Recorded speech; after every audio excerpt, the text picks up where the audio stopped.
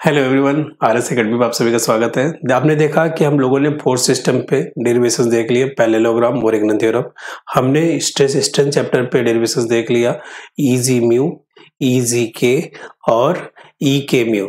ये तीन डेरिवेशंस हमने देख लिए। अब हम देखने वाले हैं अभी हम देखने वाले हैं next term COP, heat pump और रेफ्रिजरेटर के बीच में क्या रिलेशन होता है। उसके बाद हम पास्कल्स लॉ का डेरिवेशंस करेंगे। चलिए ठीक है, सीओपी की हम बात करते हैं। तो सीओपी में देखिए, हमें मालूम है कि सीओपी ऑफ हीट पंप जो होता है वो होता है COP of 1 plus COP of refrigerator. लेकिन हम इसे प्रूव कैसे करेंगे?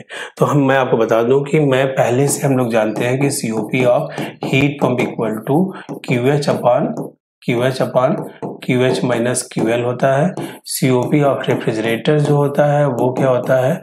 QL upon QH minus QL होता है। ठीक है, तो सीओपी ऑफ हीट पंप की बात करूं मैं तो ये होता है QH upon QH minus QL।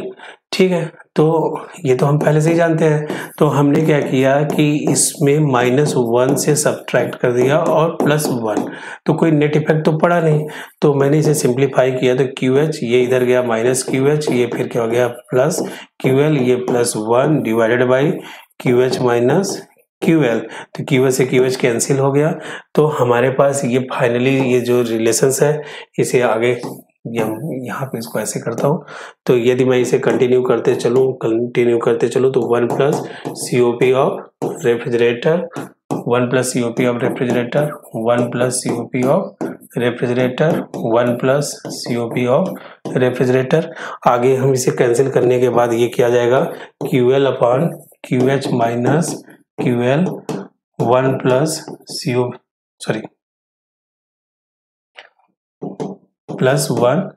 One plus COP of refrigerator. तो आपने देखा ये सीओपी ऑफ रेफ्रिजरेटर बन गया +1, ये क्या हो गया 1 प्लस सीओपी ऑफ रेफ्रिजरेटर। इसका मतलब दोनों साइड हमने सेम कर दिया। इसका मतलब हमने प्रूव कर लिया कि ये जो हमने मान के चले थे कि COP of heat pump equal to 1 plus COP of refrigerator, ये बिल्कुल सही है। ठीक है, तो ये बिल्कुल आसान था। अब हमारे पास नेक्स्ट जो लास्ट डेरिवेशन है इस सब्जेक्ट का वो है state and prove the Pascal's law.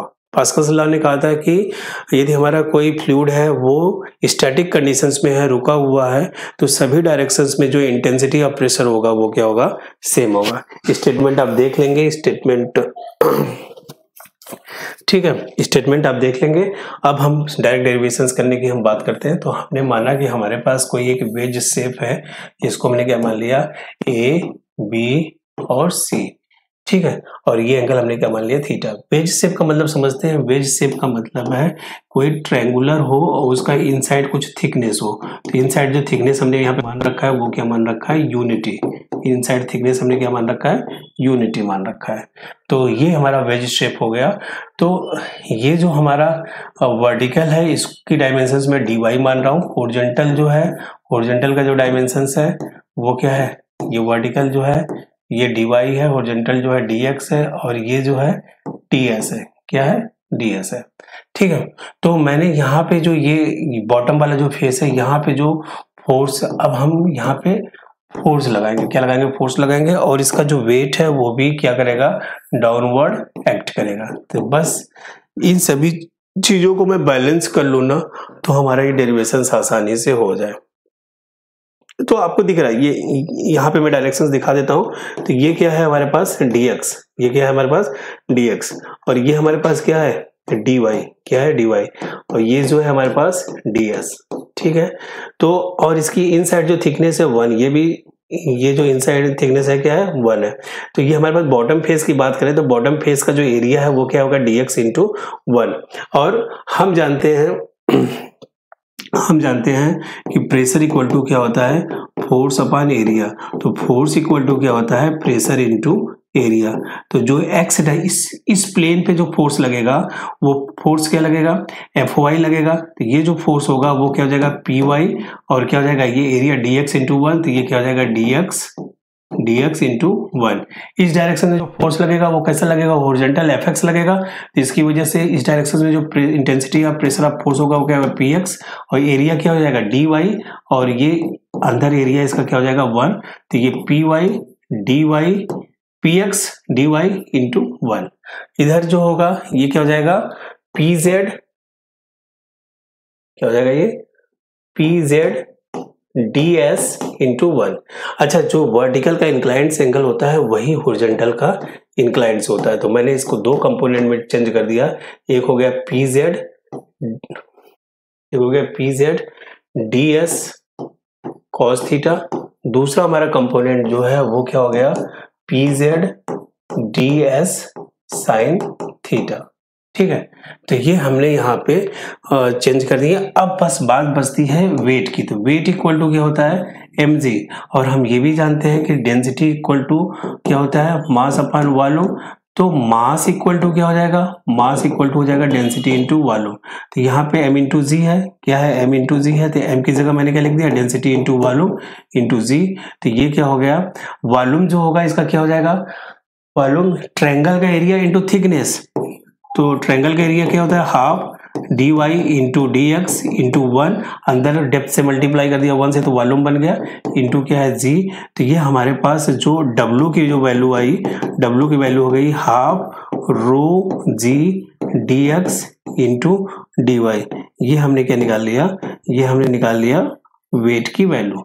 तो हमारे पास वेट की जो वैल्यू है mg इक्वल टू मैंने आगे लिख दिया half rho G D X D Y. तो ये हमारे पास क्या आ गया, W आ गया, क्या आ गया, W आ गया। तो इतना, ये सब इतनी बातों को यदि आप सिंप्लीफाई कर दीजिए ना, तो इसके डेरिवेशन में आगे कुछ बचता ही नहीं है। तो अब हम डेरिवेशन में आगे बढ़ते हैं। हम ये सब देखने के बाद अब हम क्या करेंगे, थोड़ा सा 2-3 बातों का और ध्यान दे लेंगे। 2-3 बातों का क्या ध्यान है, स्टेटमेंट आपको लिख लेना है। According Pascal law states that when fluid is in rest condition the intensity of pressure will be equal in X and Y and Z directions. ठीक है, अब बात क्या है कि ये हमारे पास ट्रायंगल है, क्या है, ट्रायंगल है, ये ट्रायंगल है। तो इस ट्रायंगल हम जानते हैं कि हमारे पास रूल क्या होता है। तो इस ट्रायंगल को मैं थोड़ा सा चेंज करा देता हूं। ये एंगल क्या हो गया हमारे पास, थीटा, सॉरी, बी ए सी। तो कॉस थीटा इक्वल टू क्या होता है, कॉस थीटा इक्वल टू क्या होता है, कॉस थीटा इक्वल टू होता है बेस अपॉन हाइपोटेनियस। तो हमारे पास जो ये बी ए है ना, बी ए क्या है, बी ए जो है डी वाई हो गया, और ए सी क्या है, ए सी हमारे पास हो गया डी एक्स, और ये क्या हो गया, डी एस। तो यहाँ पे बेस अपॉन हाइपोटेनियस की बात की जाए तो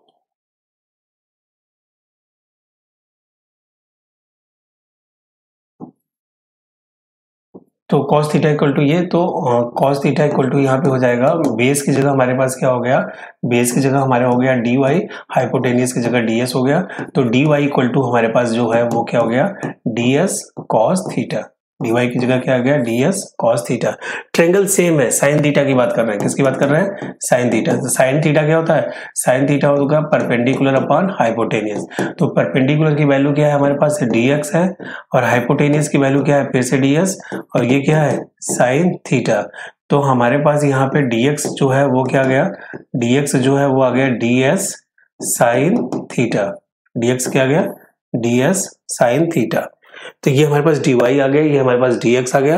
अब हम क्या करेंगे, ये सब देखने के बाद मैंने कहा बैलेंसिंग या फिर resolving the force in x directions. मैंने क्या कहा, रिजॉल्विंग द फोर्स। ये आपको कॉपी में जो है ना, ये राइट साइड लिखना है, पहले स्टेटमेंट लिखना है। क्या लिखना है हमें, स्टेटमेंट। क्या लिखना है, स्टेटमेंट। स्टेटमेंट लिखने के बाद ये यदि आप डायग्राम बनाना चाहते हैं डायग्राम बना सकते हैं। उसके बाद फिर इन चीजों को सिंप्लीफाई करना है। फिर आप कहेंगे resolving the force in x direction. किस डायरेक्शन से हम बात कर रहे हैं, एक्स डायरेक्शन पे। तो हमारे पास कोऑर्डिनेट सिस्टम क्या है, कोऑर्डिनेट सिस्टम देखिएगा, कोऑर्डिनेट सिस्टम हमने कुछ इस तरह से ले रखा है। तो कोऑर्डिनेट, इधर हॉरिजॉन्टल फोर्स पॉजिटिव, इधर हॉरिजॉन्टल फोर्स निगेटिव, इधर वर्टिकल फोर्स पॉजिटिव, इधर वर्टिकल फोर्स निगेटिव। तो हम रिजॉल्व कर रहे हैं फोर्स को एक्स डायरेक्शंस में। तो ये जो है P X D Y into 1 इधर जा रहा है, तो ये क्या है, पॉजिटिव है। तो मैंने क्या लिखा, plus P X D Y into 1। फिर हॉरिजॉन्टल डायरेक्शंस में फोर्स जा रहा है P Z D S cos theta, फिर वो इधर जा रहा था, ये क्या मैंने लिख दिया minus P Z D S cos theta is equal to 0, तो P X into D Y equal to P Z, ये इधर आ गया D S cos theta. D S cos theta किसके बराबर है, डी वाई के बराबर है, तो ये क्या हो गया पी जेड डी वाई, ये पी एक्स डी वाई से डी वाई कैंसिल हो गया, यहाँ हमारे पास क्या आ गया P x equal to P Z. ये हो गया हमारे पास इक्वेशन नंबर 1। क्या आ गया इक्वेशन नंबर 1। नेक्स्ट हम बात कर रहे हैं resolving the force in Y directions. Resolving the force in Y directions. Y directions में हम फोर्स को रिजॉल्व कर रहे हैं, तो हमारे पास क्या रहा है, अपवर्ड जो लग रहा है वो पॉजिटिव है, तो मैंने क्या लिखा plus P Y into D X. फिर जो डाउनवर्ड लग रहा है वो निगेटिव है, तो डाउनवर्ड के लिए लग रहा है मेरे पास minus P Z D S sine theta. फिर इसका वेट भी डाउनवर्ड लग रहा है, वेट कितना है minus half rho G D X into D Y is equal to 0। अच्छा, डी एक्स डी वाई बहुत ज्यादा स्मॉल एलिमेंट है। यदि मैं आपसे सिंपल सी बात कहूँ कि 0.00001 को 0.00001 से मल्टीप्लाई करेंगे तो बहुत वेरी वेरी स्मॉल आ जाएगा। क्या आ जाएगा, वेरी वेरी स्मॉल, और इसे हम क्या कर सकते हैं, नेग्लेक्ट कर सकते हैं। तो डी एक्स और डी वाई जो है वेरी वेरी स्मॉल है, जिसकी वजह से हमने इस टर्म को क्या कर दिया, नेग्लेक्ट कर दिया। तो हमारे पास क्या बचा, p y d x equal to P Z D S sine theta. कुछ स्टूडेंट क्या करते हैं कि वेट को तो नेग्लेक्ट करना ही है, तो हम इसे कंसीडर क्यों करें, गलत हो जाएगा क्वेश्चन। वेट को कंसीडर करना है, बाद में नेग्लेक्ट करना है, स्टार्टिंग से ही आप उड़ा देंगे तो क्वेश्चन में नंबर कट जाएंगे। ठीक है, तो हमारे पास डी एस साइन थीटा कितना है, D S sine theta D x के बराबर है, तो ये हो गया पी जेड डी एक्स, ये क्या हो गया p y d x cancel हो गया, और ये हमारा क्या आ गया p y equal to P Z, ये इक्वेशन नंबर 2। तो from equation first and second हम कर सकते हैं p x equal to p y equal to P z. हम कहेंगे from equation first and second we can say that intensity of pressure will be equal in all directions, that is P x equal to p y equal to P z. तो यहाँ पे हमारा पूरा derivations complete होता है। Thank you.